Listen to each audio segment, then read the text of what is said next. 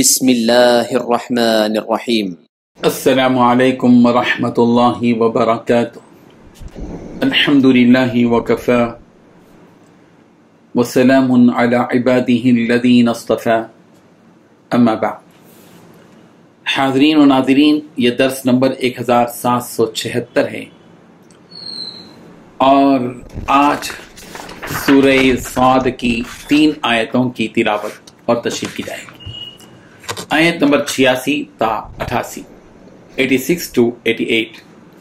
چلیے سب سے پہلے ہم ان 3 آیتوں کی تلاوت کرتے ہیں، لفظی ترجمے اور ترجمے کے بعد تشریح کرتے ہیں۔ اعوذ باللہ من الشیطان الرجیم، بسم اللہ الرحمن الرحیم۔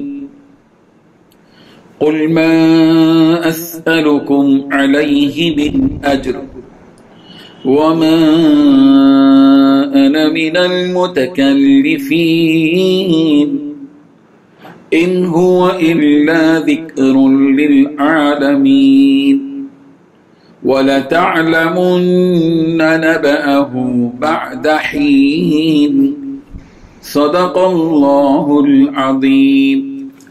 لفظی ترجمہ یوں ہے، قل آپ کہہ دیجئے، ما اسألکم میں نہیں مانگتا تم سے، علیہ اس پر، من اجر کوئی اجر، وما انا اور میں نہیں، من المتکلفین تکلف کرنے والوں میں سے، ان نہیں ہے، ہوا یہ، الا مگر، ذکر نصیحت، للعالمین جہانوں کے لیے، وَلَتَعْلَمُنَّ اور البتہ آپ ضرور جان لیں گے، نبأہ اس کا حال، بعد حین کچھ مدت کے بعد۔ ترجمہ یوں ہے، اے پیغمبر لوگوں سے کہہ دو کہ میں تم سے اس اسلام کی دعوت پر کوئی اجرت نہیں مانگتا، اور نہ میں بناوٹی لوگوں میں سے ہوں۔ یہ تو دنیا جہاں کے لوگوں کے لیے بس ایک نصیحت ہے، اور تھوڑے سے وقت کے بعد تمہیں اس کا حال معلوم ہو جائے گا۔ ان 3 آیتوں میں 4 باتیں بیان کی گئی ہیں۔ پہلی بات ہے، پیغمبر لوگوں سے کہہ دو کہ میں تم سے اس اسلام کی دعوت پر کوئی معاوضہ نہیں مانگتا، کوئی اجرت نہیں مانگتا۔ دوسری بات، نہ ہی میں بناوٹی لوگوں میں سے ہوں۔ تیسری بات، یہ تو دنیا جہاں کے لوگوں کے لیے بس ایک نصیحت ہے۔ چوتھی بات، تھوڑے سے وقت کے بعد تمہیں اس کا حال معلوم ہو جائے گا۔ بزرگان محترم، نبی کریم صلی اللہ علیہ وسلم سے اللہ تبارک و تعالیٰ فرما رہے ہیں کہ اے محمد صلی اللہ علیہ وسلم، آپ ان مشرکین کو جنہیں آپ اسلام کی دعوت دے رہے ہیں اور ایک اللہ کی عبادت کی جانب بلا رہے ہیں، یہ کہہ کر کہ دیکھو میں تمہیں جو اسلام کی جانب بلا رہا ہوں یہ تمہارے فائدے کے لیے کر رہا ہوں تاکہ تم کل قیامت کے دن عذاب سے بچ پاؤ، میں اس فریضے پر تم سے کوئی اجرت نہیں مانگتا، کوئی تنخواہ، کوئی معاوضہ، کچھ نہیں مانگتا۔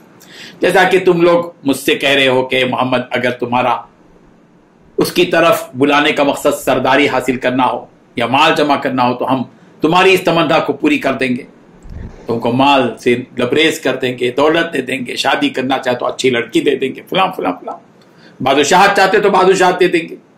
رسول رحمت صلی اللہ علیہ وسلم نے فرمایا کہ میری ایسی کوئی تمنا نہیں ہے، اور نہ ہی میں کوئی سرداری، بادشاہی، حکومت وغیرہ کرنا چاہتا ہوں، میں تو بس آگاہ کرنے اور ڈرانے کے لیے آیا ہوں، میں وہی کام کر رہا ہوں۔ اور ہاں تم لوگ مجھے یہ کہہ رہے ہو کہ اللہ تعالیٰ نے کوئی نبی نہیں بھیجا، میں بس ایسے ہی تم سے جھوٹ کہہ رہا ہوں، تو سنو اللہ تعالیٰ نے یقیناً مجھے رسول بنا کر بھیجا ہے۔ میں بناوٹی طور پر تم سے نہیں کہہ رہا ہوں کہ میں اللہ کا رسول ہوں، میں حقیقت میں اللہ کا رسول ہوں۔ اللہ نے مجھے رسول بنا کر بھیجا ہے، جبھی تو میں تم سے یہ کہہ رہا ہوں۔ اور یہ قرآن جو تمہارے سامنے ہے یہ وہ کلام ہے جسے پڑھ کر اور سمجھ کر تم نصیحت حاصل کر سکتے ہو اور جہنم سے بچ سکتے ہو۔ اگر تمہارے اندر عقل ہو تو سمجھ جاؤ، ورنہ بے عقل لوگوں کو تو یہ کچھ فائدہ نہیں دے گا، اس لیے کہ وہ اس کلام کو سمجھنا ہی نہیں چاہتے۔ فائدہ تو تب ہوگا جب اسے سمجھنے اور عمل کرنے کی نیت سے پڑھا جائے۔ یہ باتیں جو میں تم لوگوں کے سامنے بیان کر رہا ہوں، تم لوگ ان باتوں کو مذاق میں لے رہے ہو اور اس کی حقیقت کو نہیں سمجھ رہے ہو، لیکن یہی باتیں تمہیں اس وقت یاد آئیں گی جب قیامت تمہارے سامنے کھڑی ہوگی اور اس کی ہولناکی تمہیں پریشان کر رہی ہوگی۔ اس وقت غور کرو گے کہ کاش میں نے اس وقت ہی ان باتوں کو پر عمل کر لیا ہوتا تو آج مجھے ان حالات سے گزرنا نہ پڑتا۔ ان آیتوں سے ہمیں ایک بات یہ بھی معلوم ہوتی ہے کہ جب ہم دعوت و تبلیغ کا کام کر رہے ہوں تو ہمیں یہ کام صرف اور صرف اللہ کی رضا کے لیے کرنا چاہیے. یہ اس کام کے ذریعے ہمارا یہ مقصد ہرگز نہیں ہونا چاہیے کہ ہم اس کام کے ذریعے لوگوں میں نام کمائیں یا اس کے ذریعے ہم پیسہ حاصل کریں. اس طرح کی فکر رکھ کر کام کرنے کا کوئی فائدہ نہیں ہوگا بلکہ اپنی ذات کو خود اس کا نقصان پہنچے گا. اور ایک بات اس بات آیت کے ضمن میں یہ بھی معلوم ہوئی کہ ہمیں کسی بھی کام میں تکلف یعنی بناوٹ نہیں کرنا چاہیے. جیسا کہ اللہ کے نبی صلی اللہ علیہ وسلم نے فرمایا ما انا من المتکلفین، میں بناوٹی لوگوں میں سے نہیں ہوں، جو ہے جیسا ہے تمہارے سامنے بات پیش کر رہا ہوں.